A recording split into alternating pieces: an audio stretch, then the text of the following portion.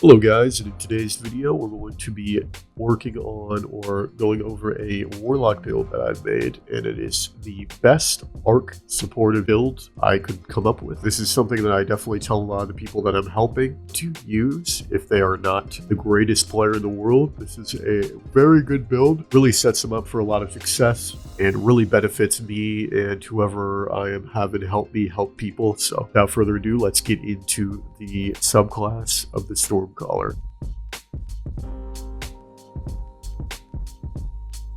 To start, we're going to be using Storm Trance, as Storm Trance is also a tier 2 super, as well as Chaos Reach. They're both tier 2 supers. One is a roaming super and one is a shutdown, so it's really a no-brainer if I had to pick between a roaming and a shutdown. They're both at the same cooldown. I am going to be picking the roaming, obviously, and the thing about this roaming super is it has quite a couple of capabilities that really puts it above Chaos Reach. First of all, it has landfall, which allows it to break bubbles or weaken them. If you go inside the bubble, you can pop it and it can pretty much shut down any super in the game. And then it also has Ionic Blink. So those are two big utility purposes that the super, or capabilities rather, that the super has, which to me puts it over the edge over Chaos Reach, which you can deactivate to get your next super quicker. But like I said, I feel like this should be a tier 3 instead of a tier 2. Next, let's get into the abilities.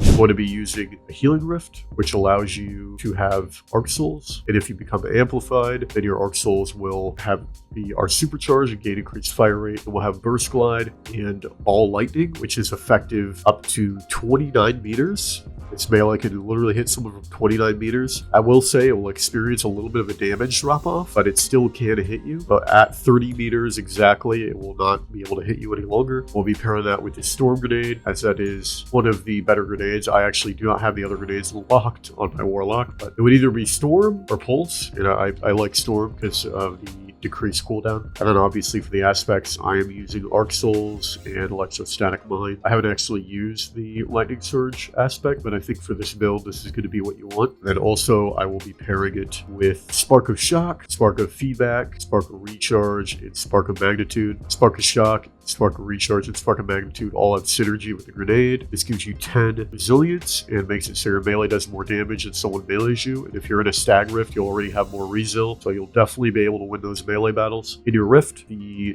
Spark of Shock will make it so your Storm Grenades will chain people. So that goes over the aspects, fragments, and abilities to the weapons.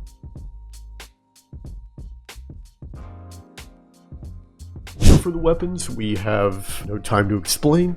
One of the best pulse rifles in the game, if not literally the best single-handedly. It has a very, very good range. It has Time Slip, which allows you to basically create another arc buddy at a stack of 10. Rewind again. A small portal will open, shooting bullets from an alternate timeline version of this weapon. Precision hits extend the portal's duration. It also has full auto, and also you will get ammo back to the magazine every time you hit a headshot. So there's just a whole bunch of utility with this weapon. Has very good range, gives you ammo back on headshots, and once you hit 10 headshots, you will get basically another Arc Soul. And then I'm going to be using my Techian Force. This is pretty much a god roll. The only thing that could be better is the battery. If it was range, I think that would be nice. Either range or stability. I felt range was what would benefit it because it was only effective at like the 17 or 18 to 15 meter range, which is like the max that it could go. Other than that, it would be too much spread of the bolts. And then my Storm Chaser, which has Fluted Barrel, Particle Repeater, Rangefinder, and Rampage. I could put Projection Fuse, but I don't really think it's necessary, as, I don't know, this is just a very high stability roll, which will hopefully negate a lot of flinch. And now, let's get into the armor. So for the armor, we have the Stag.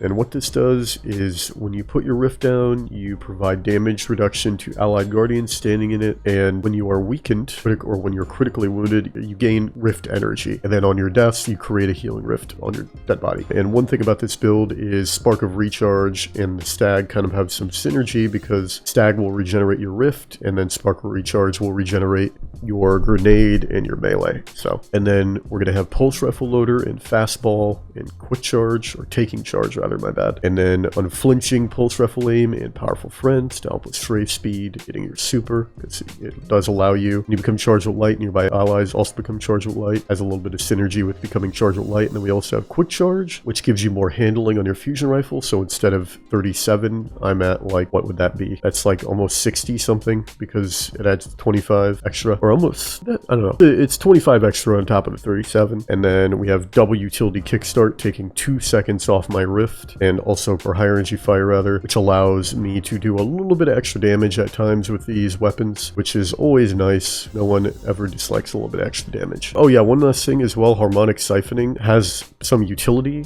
because obviously if I get a double kill with my fusion, it will generate orbs of light, which will allow me to get my super quicker. And pulse rifle targeting is just to help with the ADS speed and the aim assist on the No Time to Explain, which is always nice. With all that done, that is the whole build. Now let's get into the gameplay. Hope you guys enjoy. It's like we got Disjunction. This will not be a bad map for my setup, I don't think. This setup will definitely be benefited on bigger maps, but I think will perform well on pretty much any map, because I don't know, I just feel like pulses and stuff are relatively good. And start calling out what I'm doing and my thought processing. So the first thing is we're going to want to go to C. Grab this C flag with the team, which will give us, I think, 6 points. 5 points, because someone walked off the zone at the last second. Don't know why you do that. We're going to make our way towards B now. Give Me Hot Doggy is all over me right now. I like almost actually annihilated me. Fusion Rifle Ice, I'm going to die to that. I think maybe if I ran to my Stag Rift, I might have been able to live, but I honestly just did not comprehend what he just did to me. Like right there, I maybe could have avoided the death there, but I just, my brain turned off. I'm going to try to get an angle here. Give Me Hot Doggy is 1. I think he's SMGing one of my teammates inside. I'm going to nade here. Take that guy out. I'm going to put a rift down here. Give me Arc Souls. I'm going to push up my fusion. There's a guy to my left somewhere. Fusion rifle him. In mid. Pick up this heavy. Take that guy out. Push up here. Picking up all this special ammo. I'm going to head towards B here. Realistically, I knew I shouldn't have jumped up there, though. That was kind of my mistake. Guess I was exposing myself to so many angles, but I thought it would be fine. It was evidently not. I'm gonna kill one there. That guy just aped the fuck out of me. I should be leading these fights with like Arc Soul Rifts. So like every time I'm about to get into a fight, I should be putting an Arc Soul Rift down. We try to push in here. Take that guy down. Reload my fusion. That guy's gonna get shotgunned. This guy with a Forerunner. Back right here, I'm going to put a Stag Rift down. I don't think I'm going to be able to peek this. I am actually. Take him out. Nothing to do there. I'm like fighting like 5 people right now. Not good for my life expectancy. I am jolted at the moment. I'm going to reload. Actually, I'm not going to reload. Fusion that guy. Waste that fusion shot. Oh, that's I would have killed that guy, but the one guy strafed in front of like the one guy like ran past the angle and ate like half of my fusion bursts there, unfortunately. Basically like stopping me from killing the one guy that I would have killed if he didn't run in front of my fucking burst. Alright, I'm gonna pop Storm here. I'm gonna get Thunder Crash, unfortunately. I have 2 Thunder Crashes. That's all you're really gonna see a lot of Titans play is Thunder Crash. Because you know, the cooldown on Striker Titan, like the normal super, is just so long. We have 2 people in front of me and B here. I do indeed. I'm going to fusion him. Take that guy out. This guy's going to try to ate me, I think. Yep, he's just going to solo Thunder Crash me. That's unlucky. I have the Streamer debuff there, unfortunately. Very unlucky debuff to have. I'm just gonna map that guy. Holy. Take that guy out in no time. Try to get some... Oh, I'm going to run from that. That is not killable, unfortunately. I feel like if I sit on B, I can maybe divert his attention towards me. Yep, that definitely did it. I'm going to die. He has blink. I forget that hunters can blink. Oh my god. I was like thinking, there's a Warlock pushing me, but no, it's the Archstrider Hunter. I did divert his attention, so hopefully he's going to kill less people because he decided to come after me instead of being the rest of my team because I was on the zone. It's definitely not good for dealing with people at close quarter. Okay, it's got parasited. It's not good for close quarters engagements when I'm like alone in my, literally almost the entirety of my team is on the other side of the map. And mostly because I've just been trying to cap this fucking zone, because if I cap this zone, we're gonna be getting 2 points a kill instead of 1. Hopefully I can get it here. This guy is pushing towards me. I'm gonna take him out. Keep playing my riff. So those guys, this guy's probably going to run up at me with a shotgun. Nope. This is where we will start to mount our little bit of a comeback. That guy's going to die. Take this guy out before I can kill my teammate. I have my storm. I'm going to try to make a push here. I don't know if they have anything. I wouldn't be surprised. This guy's going to run all the way to the back. Nice. Very nice.